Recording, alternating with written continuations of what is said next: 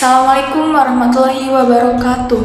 Yang terhormat Bapak Taufan Abiyuna, SPD MPD, selaku dosen pengampu mata kuliah Pancasila ini, serta semua rekan-rekan yang saya hormati.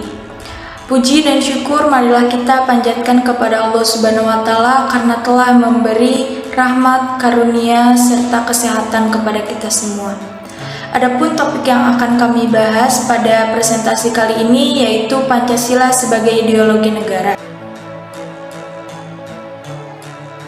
Sebelumnya, perkenalkan nama saya Rika Rahayu sebagai moderator. Adapun anggota kelompok saya yaitu yang pertama Yuda Puji Rizkianto, lalu Yora Gustiara, lalu Deti Setiawati, Puspa Tarti, Fani Zakiatusifa, dan Gita Serli. Adapun susunan acara yang akan kami lewati yaitu yang pertama pembukaan, yang kedua penyampaian materi, yang ketiga sesi tanya jawab, dan yang keempat penutup. Untuk mempersingkat waktu, marilah kita buka acara ini dengan bacaan basmalah bersama-sama. Bismillahirrahmanirrahim. Acara selanjutnya yaitu penyampaian materi yang akan disampaikan oleh rekan saya.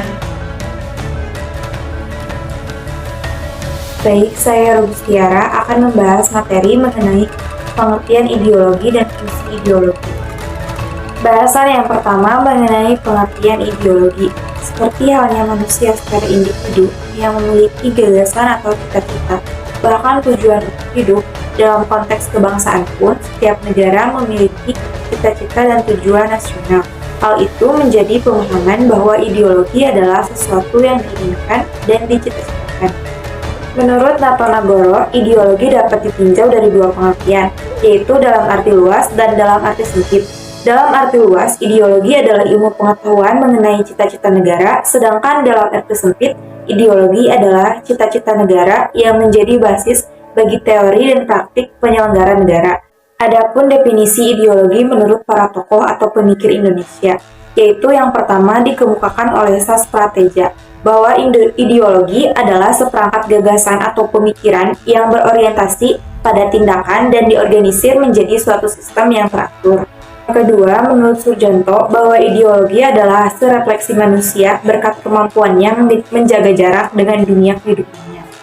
Dan yang terakhir, menurut Mugyarto, bahwa ideologi adalah sejumlah doktrin, kepercayaan, dan simbol-simbol kelompok masyarakat atau suatu bangsa yang menjadi pegangan dan pedoman kerja atau perjuangan untuk mencapai tujuan masyarakat atau bangsa itu. Dari pengertian menurut para tokoh, maka dapat disimpulkan bahwa ideologi adalah sesuatu yang diinginkan dan dicita-citakan. Bahasan yang kedua yaitu mengenai fungsi ideologi. Yang pertama, struktur kognitif. Struktur kognitif adalah keseluruhan pengetahuan yang dapat menjadi landasan untuk memahami dan menafsirkan dunia, serta kejadian-kejadian di lingkungan sekitarnya. Fungsi yang kedua yaitu orientasi dasar dengan membuka wawasan yang memberikan makna, serta menunjukkan tujuan dalam kehidupan manusia. Fungsi yang ketiga yaitu norma-norma yang menjadi pedoman dan pegangan bagi seseorang untuk melangkah dan bertindak. Fungsi yang keempat yaitu bekal dan jalan bagi seseorang untuk menemukan identitasnya. Fungsi yang kelima yaitu kekuatan yang mampu menyemangati dan mendorong seseorang untuk menjalankan kegiatan dan mencapai tujuan. Fungsi yang terakhir yaitu pendidikan bagi seseorang atau masyarakat untuk memahami, mengayomi, serta memolakan tingkah lakunya sesuai dengan orientasi dan norma-norma yang terkandung di dalamnya. Baik, di sini saya akan melanjutkan penjelasan materi mengenai Pancasila sebagai ideologi terbuka. Untuk materi yang akan saya sampaikan yaitu mengenai ciri-ciri ideologi. Ciri-ciri ideologi yang pertama yaitu ideologi terbuka dan ideologi tertutup. Menurut Kailan pada tahun 2015, ideologi sebagai suatu sistem pemikiran atau sistem of truth, sehingga ideologi terbuka itu merupakan suatu sistem pemikiran terbuka. Sedangkan ideologi tertutup merupakan suatu pemikiran tertutup. Pancasila sendiri dikatakan sebagai ideologi terbuka. Mengapa demikian? Karena mengandung pengertian ideologi yang berisi orientasi yang besar, sedangkan penerjemahannya ke dalam tujuan-tujuan dan norma-norma sosial politik selalu dapat dipertanyakan dan disesuaikan dengan nilai dan prinsip moral yang berkembang di masyarakat. Gagasan mengenai Pancasila sebagai ideologi terbuka mulai berkembang sejak tahun 1985. Selain itu, ideologi Pancasila juga dikatakan sebagai ideologi terbuka dikarenakan dia memiliki beberapa ciri. Di antaranya, yang pertama, cita-cita. Nilai yang ada dalam Pancasila bukan dipaksakan dari luar, akan tetapi digali dan kemudian diambil dari harta kekayaan rohani, moral, dan budaya masyarakat Indonesia sendiri. Yang kedua, tidak diciptakan oleh negara, akan tetapi digali, kemudian ditemukan oleh masyarakat sendiri. Oleh sebab itu, Pancasila merupakan milik seluruh rakyat. Yang ketiga, bukan diambil dari kekayaan ideologis kelompok orang, akan tetapi merupakan hasil dari musyawarah, konsensus dari masyarakat itu sendiri. Yang keempat, ideologi terbuka bukan dibenarkan, akan tetapi dia dibutuhkan. Yang kelima, tidak operasional, tetapi dioperasionalkan melalui seperangkat konstitusi dan perundang-undangan lainnya. Oleh sebab itu, ideologi terbuka seperti yang dikembangkan di Indonesia senantiasa terbuka untuk proses reformasi dalam bidang kenegaraan karena ideologi terbuka berasal dari masyarakat yang dinamis. Yang keenam, Pancasila sebagai ideologi terbuka senantiasa berkembang seiring dengan perkembangan aspirasi, pemikiran akselerasi dari masyarakat dalam mewujudkan cita-citanya untuk hidup berbangsa dan bernegara dalam mencapai harkat dan martabat kemanusiaan. Yang selanjutnya yaitu mengenai ciri-ciri ideologi yang baik. Menurut Alpian, tahun 1991, ideologi yang baik memiliki 3 dimensi, diantaranya yang pertama, dimensi realitas, yang mengandung makna bahwa nilai-nilai dasar yang terkandung dalam dirinya bersumber dari nilai-nilai real yang hidup dalam masyarakatnya. Yang kedua, dimensi idealitas, mengandung makna cita-cita yang ingin dicapai dalam berbagai bidang kehidupan bermasyarakat, berbangsa, dan bernegara.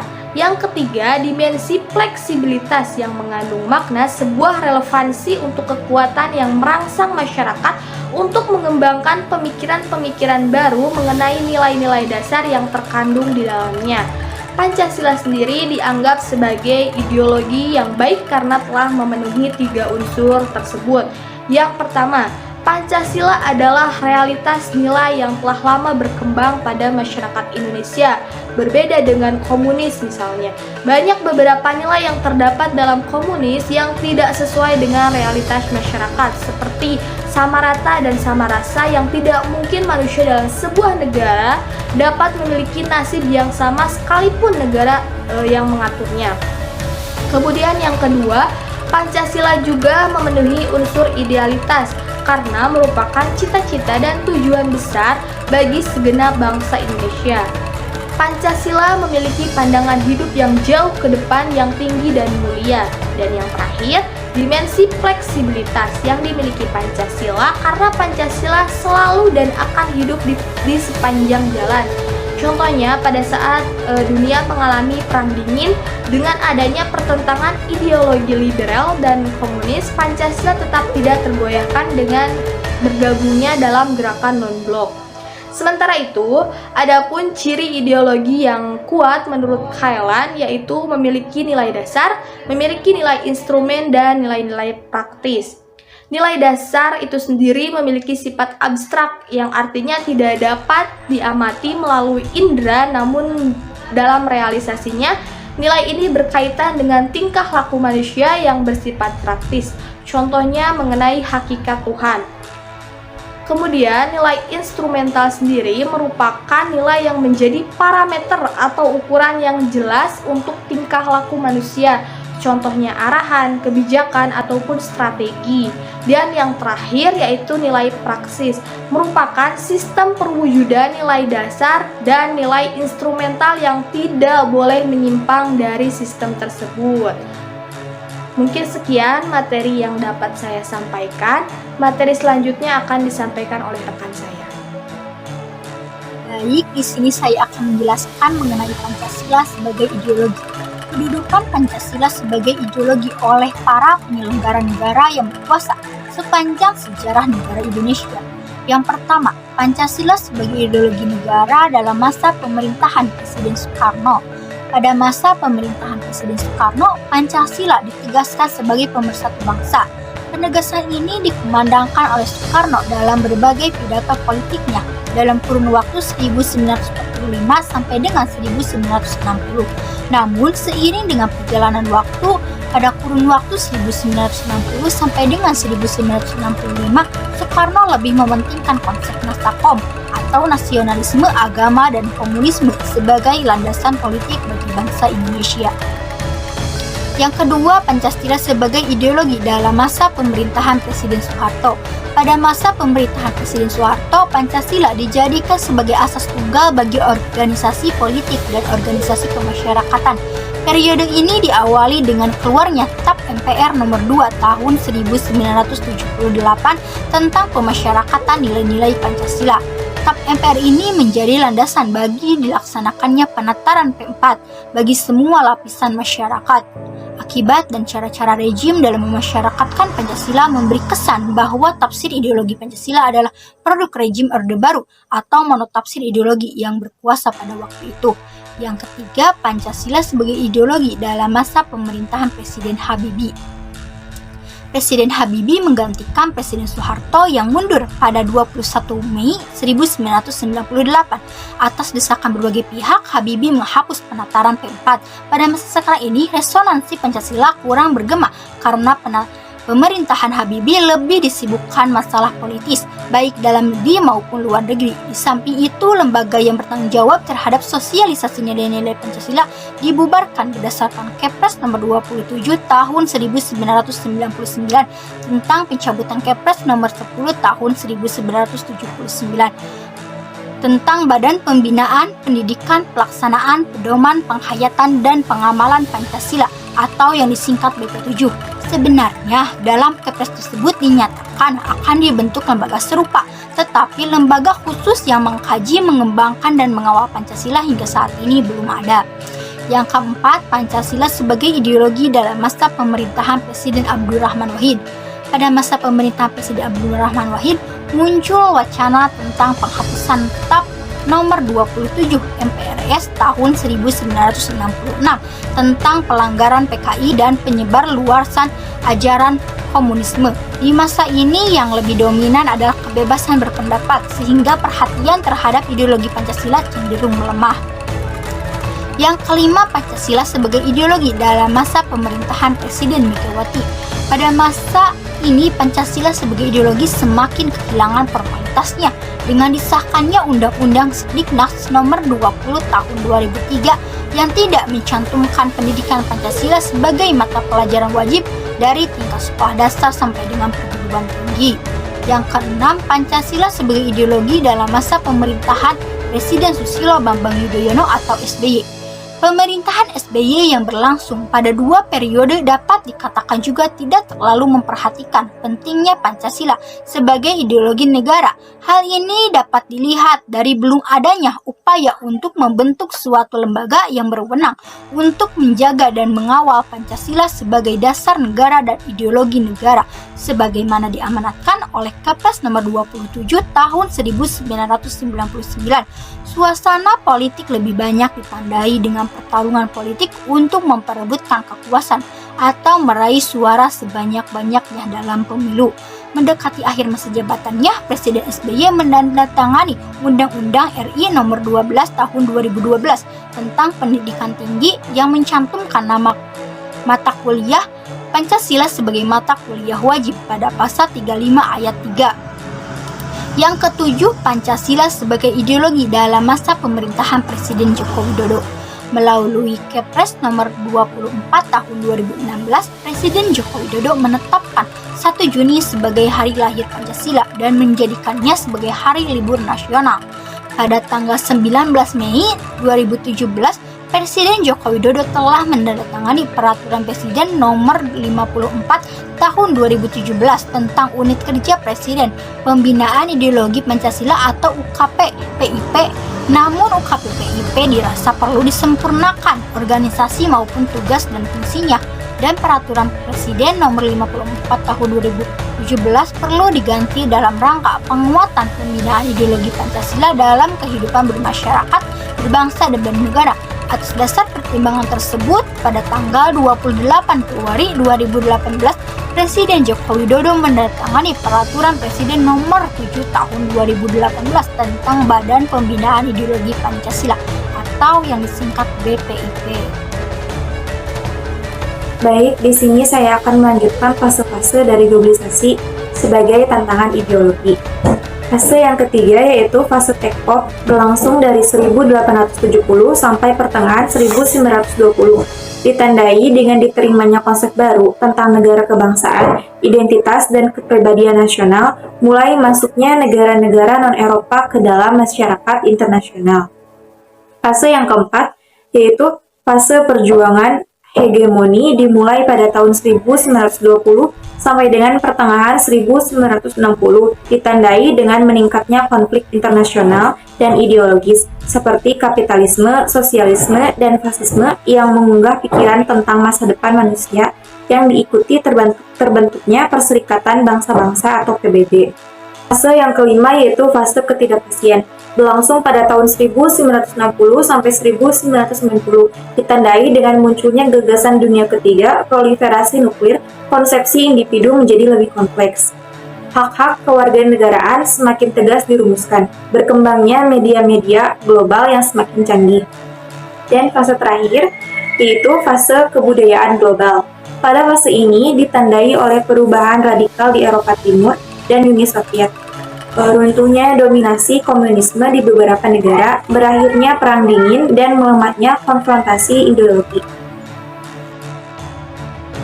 6. Corak ideologi negara menurut sastra Prateja. Corak ideologi negara yaitu yang pertama, seperangkat prinsip dasar sosial politik yang menjadi pegangan kehidupan sosial politik yang diinkorporasikan dalam dokumen resmi negara. Yang kedua, suatu pandangan hidup yang merupakan cara menafsirkan realitas serta mengutamakan nilai tertentu. Yang ketiga, suatu model atau paradigma tentang perubahan sosial yang tidak dinyatakan sebagai ideologi tetapi berfungsi sebagai ideologi. D. Berbagai aliran pemikiran yang menonjolkan nilai tertentu yang menjadi pedoman gerakan suatu kelompok. Mengapa ideologi itu diperlukan? Yang pertama, warga negara memahami dan melaksanakan Pancasila sebagai ideologi negara. Ideologi Pancasila menghadapi tantangan dari berbagai ideologi dunia dalam kebudayaan global. Ada unsur-unsur yang mempengaruhi ideologi Pancasila yaitu sebagai berikut. Yang pertama, unsur ateisme, bertentangan dengan sila ketuhanan yang Maha Esa. Unsur kedua, unsur individualisme dalam liberalisme tidak sesuai dengan prinsip nilai gotong royong dalam sila keadilan sosial bagi seluruh rakyat Indonesia. Yang ketiga, kapitalisme yang memberikan kebebasan individu untuk menguasai sistem perekonomian negara.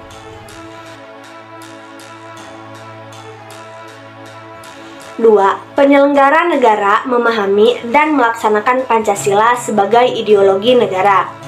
Nah, menurut Suseno, harus adanya sebuah kesadaran dari berbagai lapisan masyarakat dalam merasionalisasikan nilai-nilai Pancasila yang secara singkat dapat dideskripsikan. Yang pertama, kesediaan untuk saling menghargai dalam kekhasan masing-masing. Artinya, adanya kesepakatan untuk bersama-sama membangun negara Indonesia. Yang kedua, aktualisasi 5 sila Pancasila. Yang pertama, sila ketuhanan yang Maha Esa dirumuskan untuk menjamin tidak adanya diskriminasi atas dasar agama, sehingga negara harus menjamin kebebasan beragama. 2. Sila kemanusiaan yang adil dan beradab menjadi operasional dalam jaminan pelaksanaan hak asasi manusia. Yang ketiga, sila persatuan Indonesia menegaskan bahwa rasa cinta pada bangsa Indonesia tidak dilakukan dengan menutup diri dan menolak mereka yang di luar Indonesia.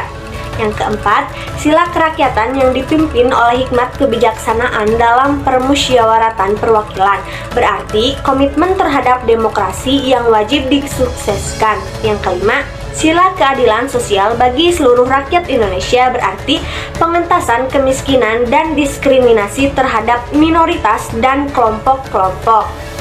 Mungkin sekian yang dapat saya sampaikan, dan selanjutnya akan dilanjutkan oleh rekan saya. Perbandingan Pancasila dengan berbagai ideologi. Secara umum, terdapat dua kutub ideologi besar yang berkembang di Barat, yakni liberalisme dan komunis, yang memiliki akar yang sama, yaitu materialisme. Perbedaannya, liberalisme cenderung mementingkan kepentingannya sendiri dan kebebasan individu sehingga melahirkan sistem ekonomi kapitalis.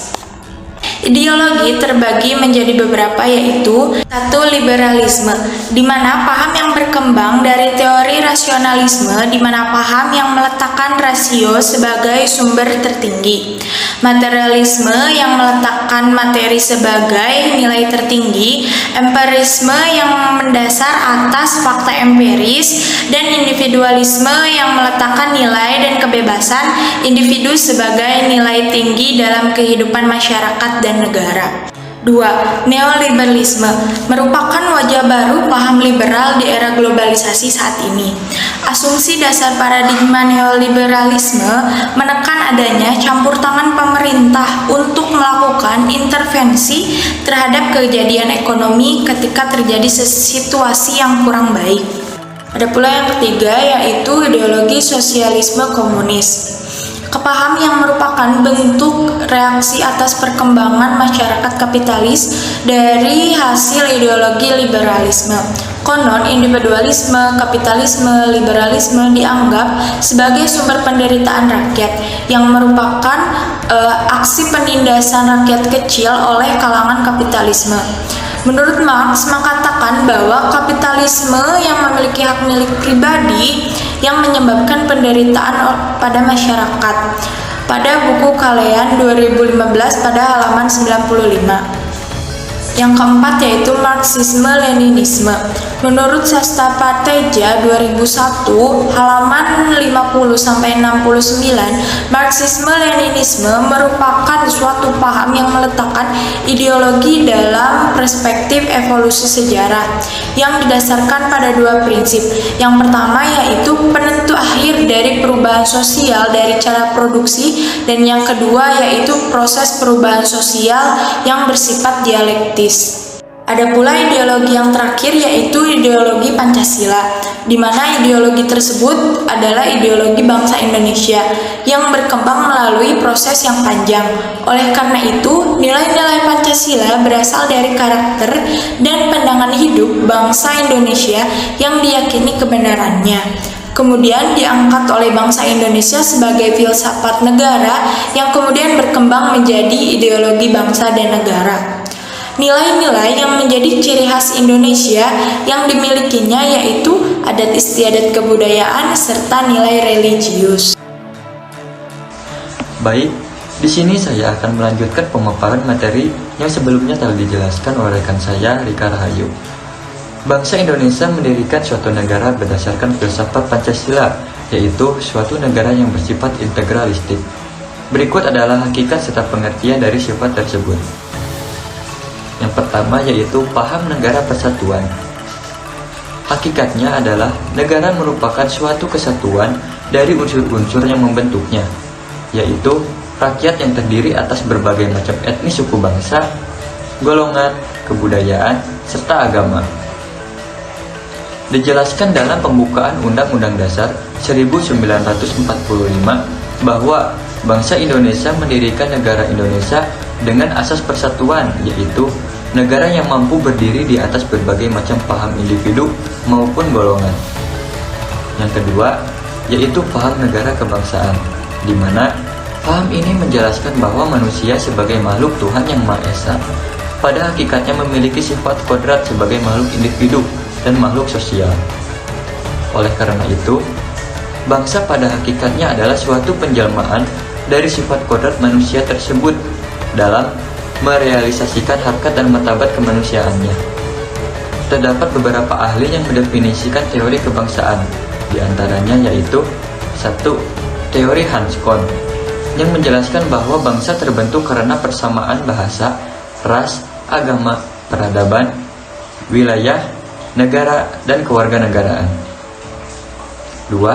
Teori geopolitik oleh Friedrich Nietzsche yang menyatakan bahwa negara merupakan suatu organisme yang hidup.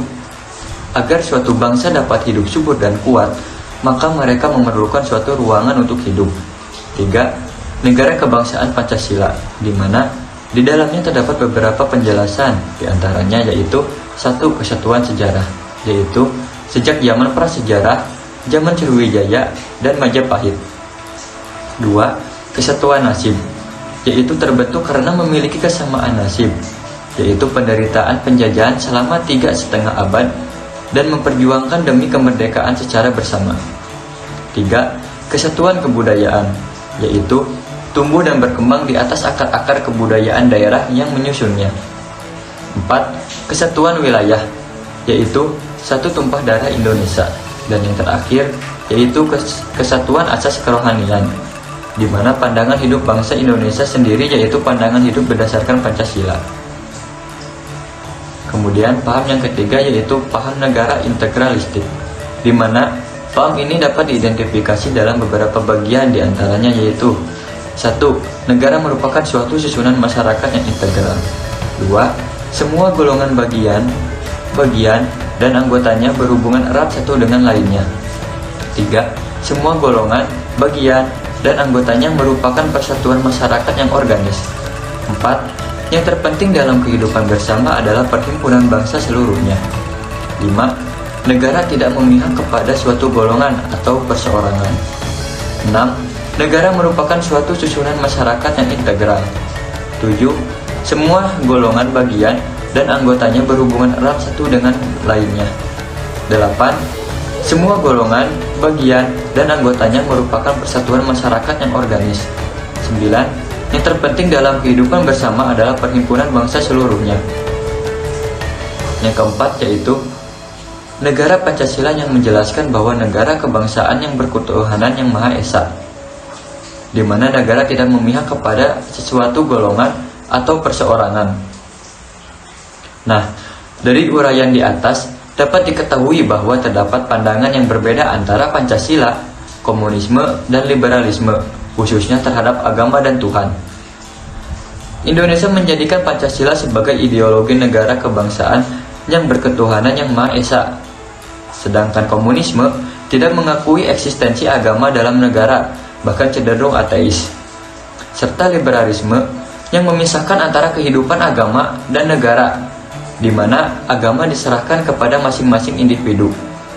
Negara tidak mengurus urusan agama, atau dengan kata lain dapat dikatakan sekulerisme. Mungkin cukup sekian pemaparan materi yang dapat saya sampaikan. Untuk pemaparan materi yang selanjutnya akan disampaikan oleh rekan saya Dati Setiawati. Saya akan menjelaskan materi terakhir mengenai Pancasila dan agama. Negara Pancasila merupakan negara yang berketuhanan yang Maha Esa, di mana bukan seperti negara sekuler yang memisahkan antara agama dan negara, bukan juga seperti negara agama yang berdasarkan pada agama tertentu. Negara Indonesia merupakan negara yang mengakui Tuhan yang Maha Esa menurut dasar kemanusiaan yang adil dan beradab, yaitu negara kebangsaan yang memelihara budi pekerti kemanusiaan yang luhur dan memegang teguh cita-cita kemanusiaan sebagai makhluk Tuhan dengan segala hak dan kewajibannya. Hakikat ketuhanan yang Maha Esa merupakan cita-cita kenegaraan kita untuk menanamkan nilai religius bagi bangsa Indonesia. Negara agama menurut Dewantara yaitu konstitusi yang dibuat sebagai pondasi. Negara mencantumkan agama sebagai salah satu pondasinya. Dari sudut pandang konstitusional seperti ini, Jelas Indonesia bukan negara agama, dan Indonesia juga tidak memiliki indikator-indikator untuk dikatakan sebagai negara sekuler. Dasar kebangsaan menurut Soekarno yaitu memberi motivasi dan cara berpikir yang mengedepankan bangsa secara keseluruhan. Dasar ini tidak menyempitkan kita terhadap kepentingan golongan sendiri. Namun yang dikatakan golongan di sini adalah golongan bangsawan, kaum buruh, atau kelompok agama. Karena Soekarno dan para pendiri lainnya pun sadar bahwa bangsa Indonesia adalah masyarakat yang beragama. Agama dapat dijadikan sebagai sumber dari suatu ideologi, dan di saat suatu ideologi bersumber dari agama, maka akan ditemukan suatu negara teokrasi di mana sistem pemerintahannya berlandaskan pada nilai-nilai dari agama tertentu. Apabila suatu negara bercorak teokrasi, maka segala bentuk peraturan hukum negaranya berasal dari doktrin agama, dan pemimpin negaranya pun berasal dari pemimpin agama. Pada zaman dulu, banyak sekali negara yang bercorak teokrasi, diantaranya kerajaan-kerajaan di Cina, Jepang, dan bahkan di Indonesia pun ada pada saat zaman kerajaan. Saat ini, negara teokrasi yang masih ada adalah negara Vatikan. Alhamdulillahirrahmanirrahim, seluruh rangkaian acara dari awal sampai akhir telah kita lewati. Saya Rika Rahayu selaku moderator memohon maaf apabila ada salah kata. Terima kasih. Wassalamualaikum warahmatullahi wabarakatuh.